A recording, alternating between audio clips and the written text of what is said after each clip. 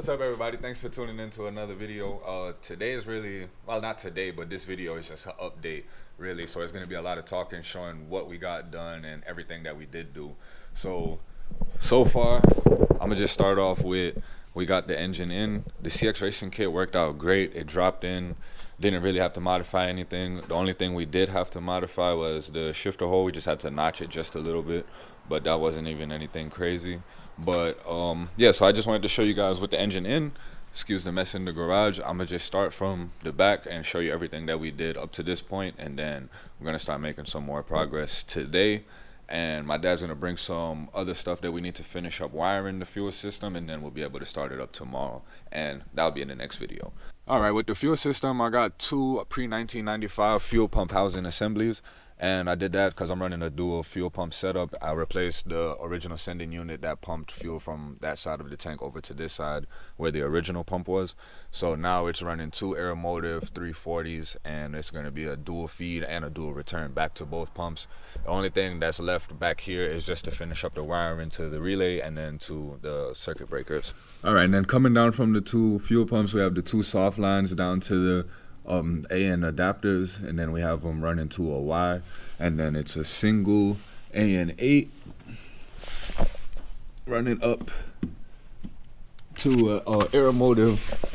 I think it's a 10 micron. I don't want to lie, I forgot the microns. I'll have to look in the notes on my phone. I have everything on there. I forgot how they did it. I remember, I think it's the larger the number, the more filtration it does, or backwards, I forgot. But yeah, so it's an AN8, and I loved it because everything mounted up in the factory spot. This is mounted in the factory, like the E36 fuel filter mount. I just had to modify it just a little bit, just because the mounting tab on the Aeromotive is a little bit wider.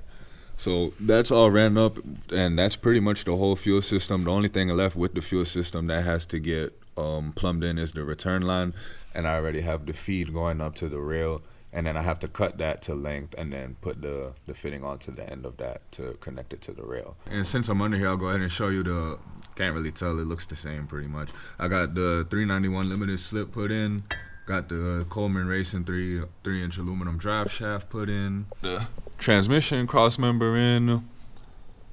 Drive shaft was like the perfect length. I found the measurements on Beamer forums. A couple guys running the CX Racing kit, and it was like 3 or 4 of them, and they told me the length, and they were spot on. So really appreciate those guys for that. If you can kind of see up there where we had to notch the shifter hole.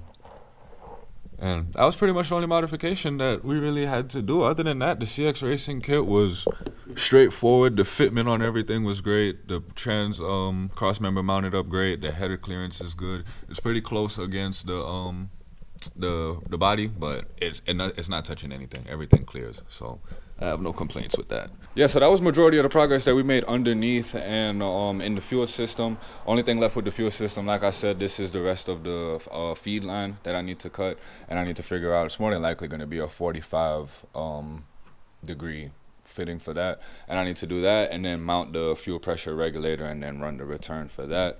And then right now I'm just working on the coolant system. The rest of the fittings finally came in, so I have the two 5/8 for the heater hose.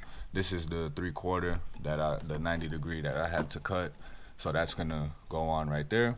Run all of those. The two 5/8 run to the heater control valve that I relocated over here. If you can see that, let me go grab the light. Yeah, so relocated the heater control valve over here, and then the two 5/8 from over here come boom right there, and then the 5/8 from the thermostat is gonna make a 90 and run to the bottom fitting on that because it's 3 there, and then this 3/4 is gonna run all the way back.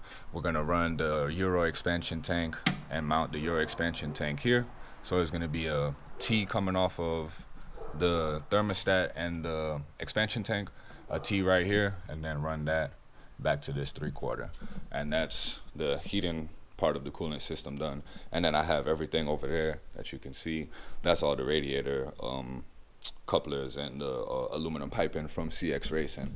So that's everything with the coolant system. Engine mounts are in, and I like the CX Racing mounts because they actually, I want to get an angle that you can see. They use 2. that bolt that you can see right there, that one is the actually for the control arm, and then it also bolts up. I'll show you. It might be easier to show you on the other side. There you go. All right, so that's the original engine mount bolt in mounting position, and then it also mounts up on the subframe where the control arm is too.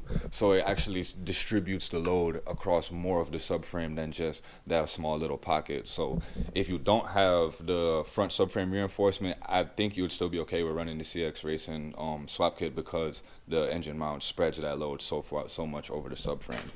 So that's good. Header clearance on both sides, really nice. I put all the spark plugs in, and everything. CX Racing did really good. Got a little custom bracket that I want to shave off and clean up for the catch can. Got that mounted up. I got the Vorschlag power steering kit installed also. I like this kit. It's for the LS, so the lines and everything is made already 2-length. And they converted it over to an AN.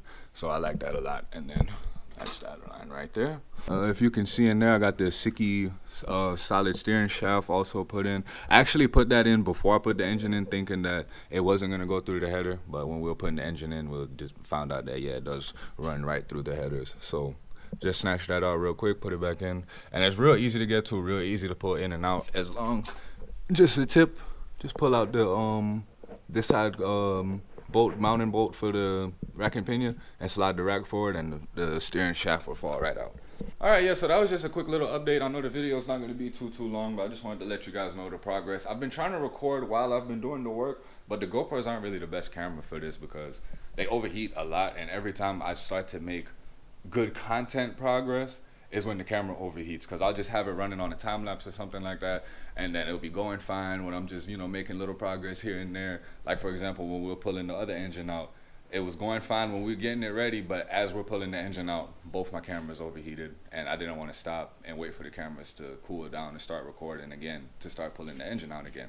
So I lost that content right there, but, you know, it is what it is. You know, that's just how it goes. I'm not going to trip over it too much. Just keep giving y'all updates, really. I guess that's really what it is. Keep giving you updates, show you what I can, when I can, and you're going to see a lot of videos of me driving it.